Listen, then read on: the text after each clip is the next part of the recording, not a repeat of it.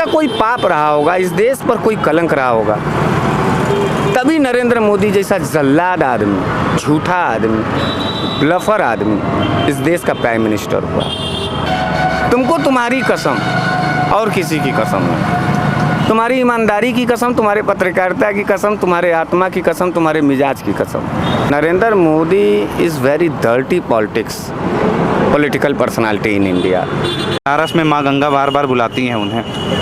अच्छा, मेरे बनारस में माँ गंगा ने उनको बुलाया।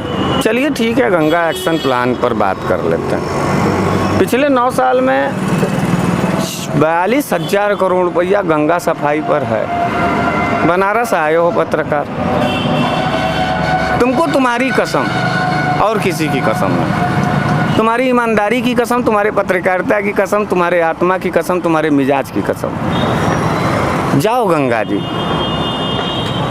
एक अजूरी पानी ऐसे पी लो माँ गंगा कह करके, देखते हैं इस हलक से नीचे माँ गंगा उतर पाती हैं कि नहीं। गुरु, फिल्म नहीं बन रहा, फिल्म अमिताभ बच्चन का नहीं चल रहा है कि बड़ा देख करके भाव विभोर हो गए हो। ये देश चलाना है, देश। गंभीरता से पढ़े लिखे लोगों की तरह बात करना है। नरेंद्र मोदी की बात करते हो, Narendra Modi is very dirty political personality in India.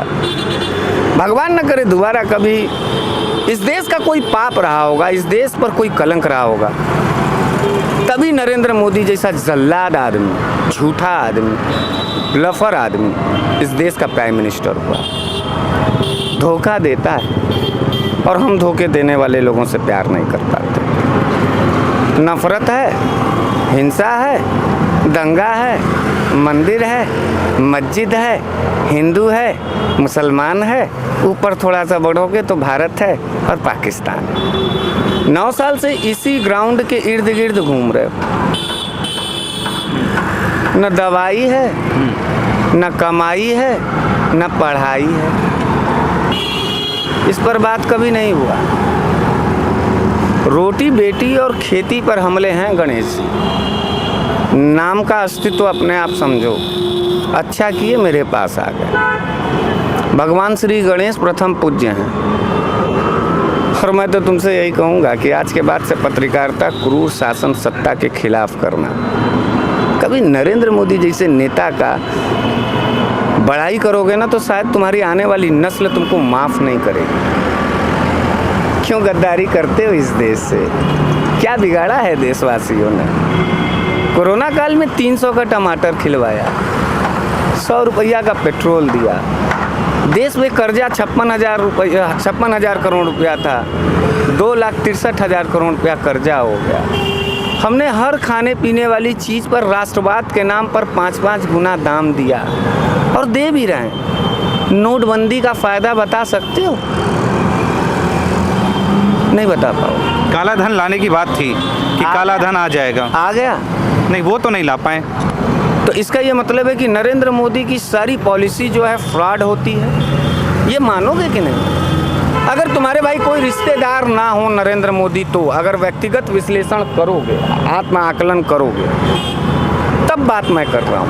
हाँ भाई, अब तुम्हारे रिश्तेदार हो जाएंगे तो शायद तुमको बुरा लगेगा, लेकिन राजनेता को सेंट्रलाइज रख करके और अपने हित और इस देश के हित की बात करोगे तो नरेंद्र मोदी उसमें गद्दारों की तरह नजर आएंगे, भाजपाई गद्दारों की तरह नजर आएंगे। हम वही काम करते हैं। शायद इस देश की जनता को, हमारी आधी जनता को समझ में बात आ जाती है। क्या लगता है किसान आंदोलन जो हो रहा है, अब मैं इस टॉपिक पे आ रहा हूँ, किसान आंदोलन हो रहा है, किसानों पे किस तरह आंसू गैस छोड़े जा रहे हैं, कील ठोक दिए गए हैं, रास्तों में बैरिकेडिंग लगाई गई है और उधर से ड्रोन कैमरे से आंसू गोले जो छोड़े जा रहे हैं, ये क्या है? क्या इंडिया और पाकिस्तान किस तरह है? क्या भारत देश में, क्या जिस तरह हाई कोर्ट ने कहा है कि किसान ट्रैक्टर लेके नहीं आ सकते, तो क्या ये उनका मौलिक अधिकार नहीं है कि वहाँ पे वो धरना प्रदर्शन कर सकते हैं, अपने मांगों को सही तरह मांग सकते हैं सरकार से? मोदी सरकार चोर सरकार है और चोर के दाढ़ी में तिनका भी होता है और चोर के दिल में घबराहट होता है। वो किसी सच्चे आदमी का सामना नहीं कर पाता। और किसानों के ऊपर बम मारना, किसानों के ऊपर लाठियाँ चलवाना, और किसानों से दूर भागना इस बात को साबित करता है कि नरेंद्र मोदी और उनकी पूरी भाजपा की सरकार इस देश के साथ चोरी करती है और चोर ही भागता है। साव आदमी तो ललकार के सामने से बात करता है।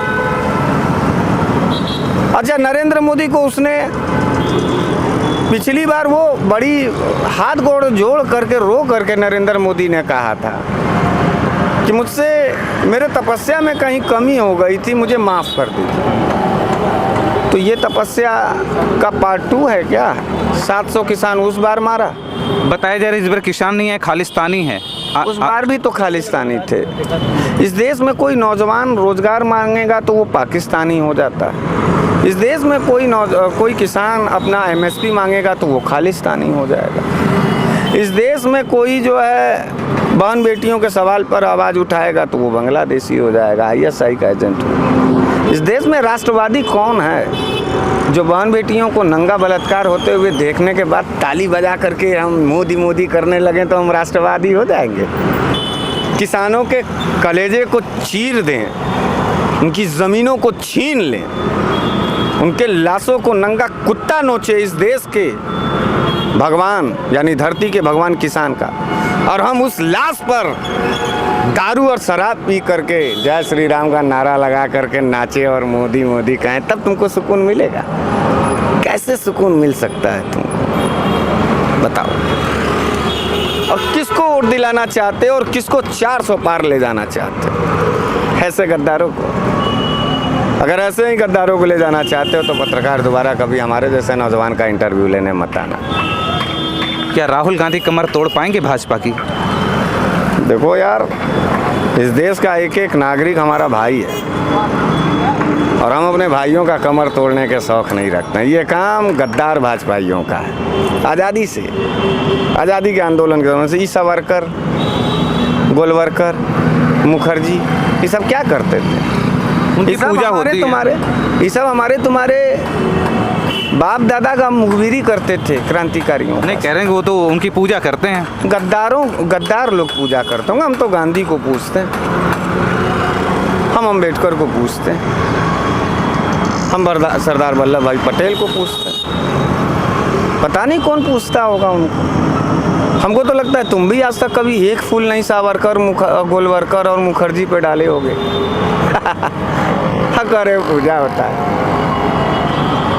हमको तो लगता है कि तुम आईना दिखाने वाले थे, तुम ही पर गला दिए गए हो। बुरा मत मानना, तो तुमको देखने के बाद और तुम्हारे कम्युनिटी यानी पूरे मीडिया घराने को देखने के बाद मेरे मन से एक लाइन निकलती है। आप लोगों को जब देखते हैं मुझे लगता है, मेरे अंदर से अंतरात्मा से आवाज़ आता है आप लोगों को देखने के बाद कि वाकई ये असली भटकता हुआ भारत है। भटकता भारत हैं आप लोग, सुधर नहीं पाएंगे। पेट भर लीजिए, अपनी कमाई के लिए अपना क्रीम पाउडर लगा के चमका लीजिए और ऐश करिए, देश को बर्बाद